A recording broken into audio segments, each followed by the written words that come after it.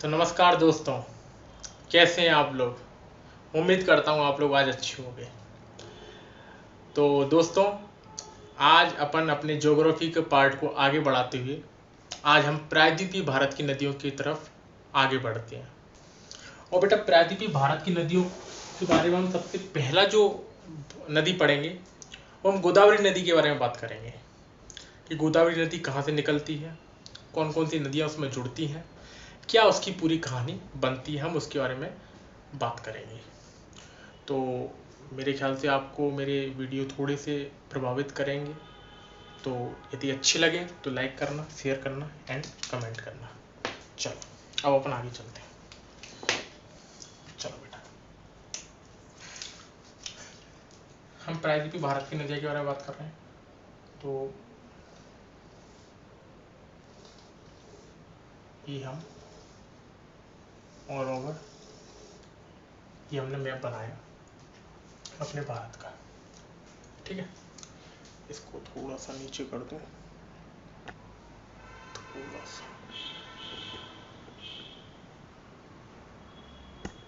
ठीक है, ठीक है। तो बेटा, अपने जो महाराष्ट्र वाला क्षेत्र है, अपन बात कर रहे हैं गोदावरी नदी की। गोदावरी नदी की। तो बेटा, जो अपना जो महाराष्ट्र वाला क्षेत्र है, कौन सा महाराष्ट्र वाला जो क्षेत्र है, उसमें अपनी एक जगह पड़ती है त्र्यंबक। त्र्यंबक त्र्यंबक नामक एक पहाड़ी से हमारी जो है गोदावरी नदी निकलती है। और गोदावरी नदी निकलते निकलते महाराष्ट्र से निकलती है। मुख्यतः तीन ही राज्यों से होकर निकलती है। महाराष्ट्र हो गया, तेलंगाना हो गया और आंध्र प्रदेश हो गया। कई कई किताबों में इसमें कर्नाटक भी दे दिया जाता है, जो कि भौगोलिक दृष्टि से उसका कहीं से कहीं तक वो कर्नाटक को टच नहीं करती। तो अपन इसी बात को आगे बढ़ाते हुए हम चलते हैं कि महाराष्ट्र में से जब गोदावरी नदी निकलती है वो कहाँ से जाती है और वो किन किन नदियाँ से अपना जोड़ा बनाती है, किस रूप में बढ़ती है, अपन इस सब के बारे में बात करेंगे। तो बने रहिएगा मेरे साथ और अब हम चलते हैं। चलो बेटा, ये मैंने आपको एक लोकेशन बता दी, अब आगे क्या हुआ इसके बारे में देखना। ठीक है, देखो बेटा, ये अपनी क्या है दोस्तों, अपनी गोदावरी नदी है और ये हमारा त्र्यंबक पहाड़ी है। जब ये गोदावरी नदी, इसका नाम है गोदावरी, गोदावरी नदी। जब ये गोदावरी नदी अपनी यहाँ से निकलती है त्र्यंबक की पहाड़ी से, तो पहले तो बेटा अपन इस पे इसकी सहायक नदियों के बारे में जान लेते हैं। फिर इन पे कुछ परियोजनाएं चल रही हैं, हम उनके बारे में बात करेंगे। एक तरह से हम गोदावरी नदी के बारे में हम पूरी बात करेंगे। ठीक है, तो हम बात करें कि पहले इसमें जो नदी आके मिलती है, उसकी पहली एक नदी है दुधना। दुधना नदी आके पहली इसमें मिलती है। दूसरी नदी इसमें आके मिलती है वैनगंगा। वैनगंगा। तीसरी नदी इसमें आके मिलती है इंद्रावती। इंद्रावती। चौथी नदी इसमें आके मिलती है सिलेरू नदी। सिलेरू नदी इसमें चौथी आकर मिलती है। इस चीज को देखना बेटा, ये जो नदियां हैं भाइयों, ये जो नदियां हैं वो बाईं तरफ से मिल रही हैं। इसमें कुछ नदियां दाईं तरफ से भी मिलती हैं, जैसे कि हम बात करते हैं, एक नदी है हमारी मंजीरा नदी। मंजीरा नदी। एक नदी है हमारी इसमें मनेरू, मनेरू नदी। और एक नदी हमारी इसमें किन्नसानी, किन्सानी।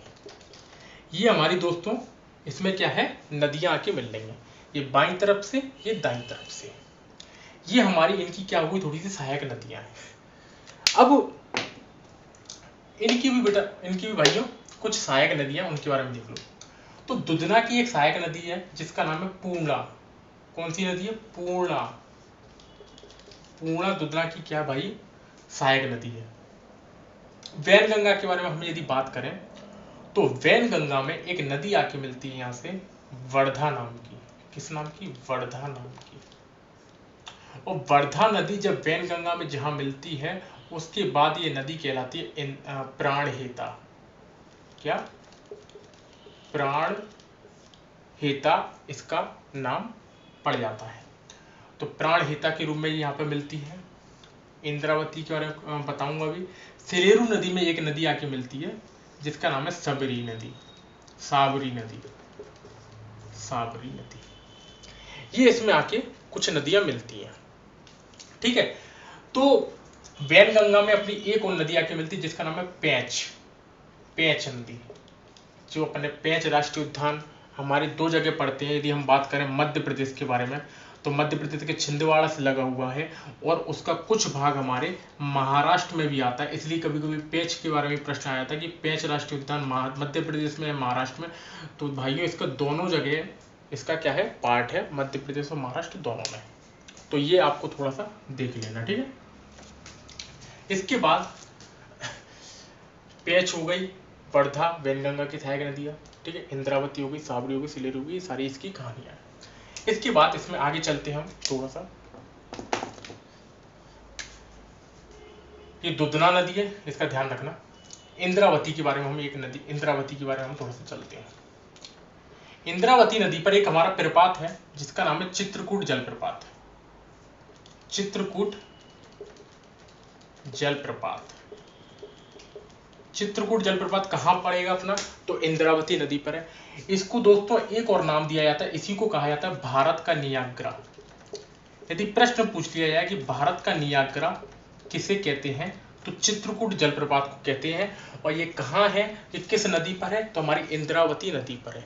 दूसरा प्रश्न यदि मैं आपसे यहीं पर पूछूं कि ये तो भारत का नियाग्रा हो गया, विश्व में नियाग्रा कहाँ है, तो दोस्तों मेरे याद तो होगा आपको वो वाली कहानी, जो उत्तरी अमेरिका में जो फिंगर लेक्स, जो नदियां, फिंगर लेक्स जो झीलें हैं, उनके बारे में आपको ज्ञात तो होगा। मैं एक और बार बता देता हूँ उनके बारे में कि जो झीलें अपनी, जैसे सुपीरियर झील, ह्यूरन झील, एरी झील, ठीक है, मिशिगन झील और ओंटारियो झील, ठीक है। मिशिगन झील बीच में आती है और ये एरी है, ठीक है। दोबारा देख लो ना, सुपीरियर, ह्यूरन, ठीक है, मिशिगन, एरी, ओंटारियो।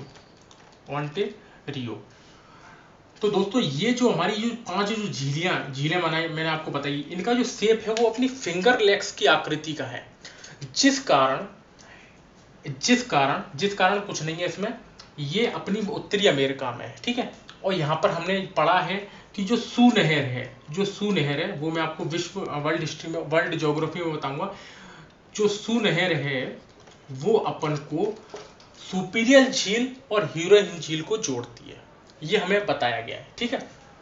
उसके बाद इरी और ओंटारियो झील के बीच में एक नहर चलाई गई है जिसका नाम है वेलंड नहर।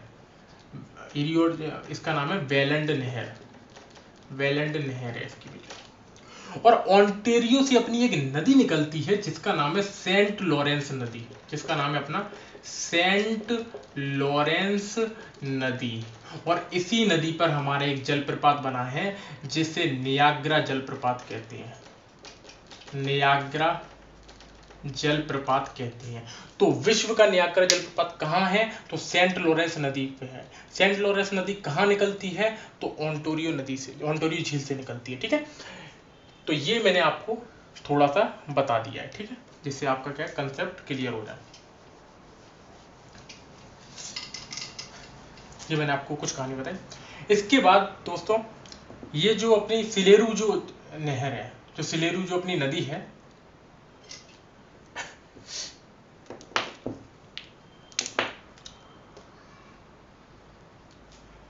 सिलेरू जो अपना जो नदी है, यहाँ पर यहाँ पे अभी मैं इसके बारे में दोबारा बताऊंगा।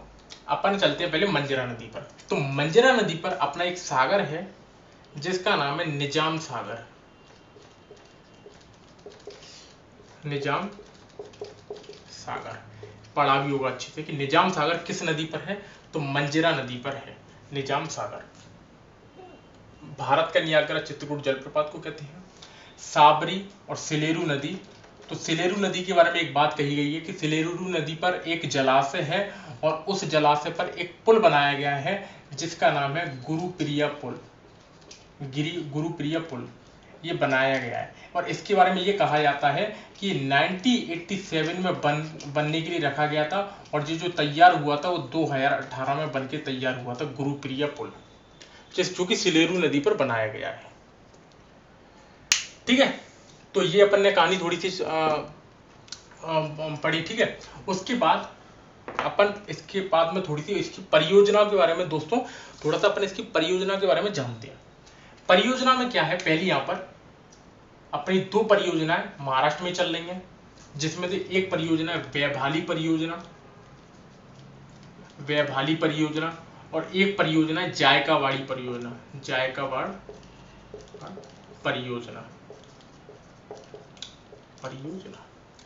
और दोस्तों एक इसमें चल रही है यहां पर जो कि तेलंगाना में पड़ती है, पोचमपाद परियोजना।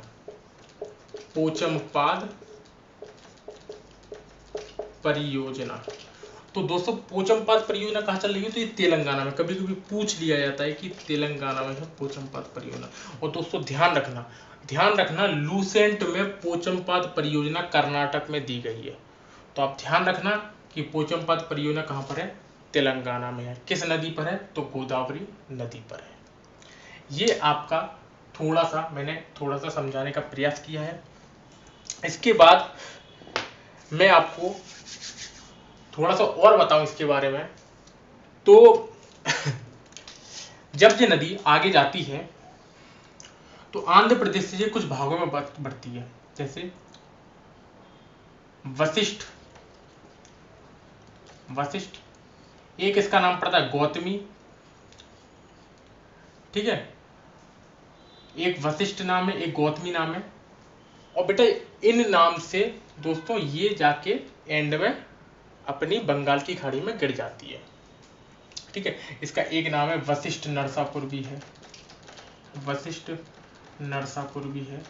तो इन नामों से जाके वहां पे गिर जाती है। यदि मैं यहां पर बात करूं कि ये गुरुप्रिया पुल किस जलाशय पे है, तो ये यहाँ पर एक जलाशय वाली मेला जलाशय। कुछ लोग ये भी सोच रहे होंगे भैया ने ये बताया नहीं कि वाली मेला कि ये किस पे बना है पुल। तो यहाँ पर एक जलाशय है वाली मेला जलाशय, जिस पर गुरुप्रिया पुल बनाया गया है, जो कि 1987 में इसका कार्य शुरू हुआ था और तैयार हुआ है 2018 में बन के।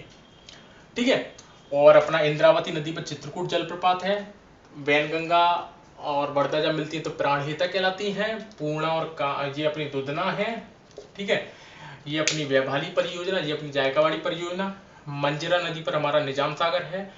मनेरू, किन्नसानी, ध्यान रखना निजाम सागर IMP है।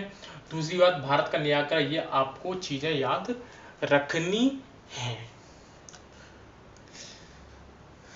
तो दोस्तों कैसा लगा, उम्मीद करता हूँ थोड़ा पसंद आएगा।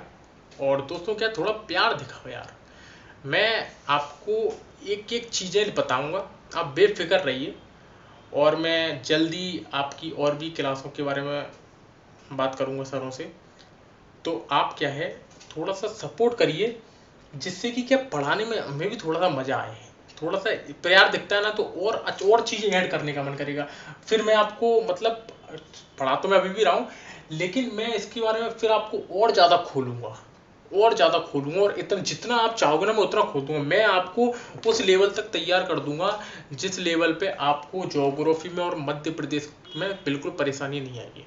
वीडियो थोड़ा धीरे जरूर हो सकते हैं क्योंकि अभी नया शुरू किया है, तो थोड़ा सा कंटेंट बनाने में और थोड़ा चीज़ों को आपको किस प्रकार से रिप्रेजेंट किया जाए और आपको समझाने में किस तरीके से सुविधा होगी उसके बारे में थोड़ा सा चर्चा हो जाती है और थोड़ा सा टाइम लग जाता है इस वजह से। ठीक है, तो आप क्या है अपना हम पे प्यार बनाएं और विश्वास दिलाता हूँ आपको कि आपको मैं टॉपिक से कमी नहीं होने दूंगा, ना तो आपको कंटेंट की दिक्कत होगी, और यही रही आपको कि इसके बारे में कि इसकी पीडीएफ वगैरह, तो धीरे धीरे इसकी पीडीएफ आपको ऐसे नोट्स प्रोवाइड करवाऊंगा मैं जिसको आपको पढ़कर मजा आ जाएगा। मुझे नहीं पता कि और अकेडमियों की पीडीएफ किस प्रकार की रहती है, लेकिन आप यदि मेरा पढ़ोगे, पीडीएफ पढ़ोगे, आपको आनंद ना आ जाए तो कहना। तो दोस्तों, प्यार दिखाइए, सपोर्ट करिए। तब तक के लिए जय हिंद, जय भारत, शुभ रात्रि, राधे राधे।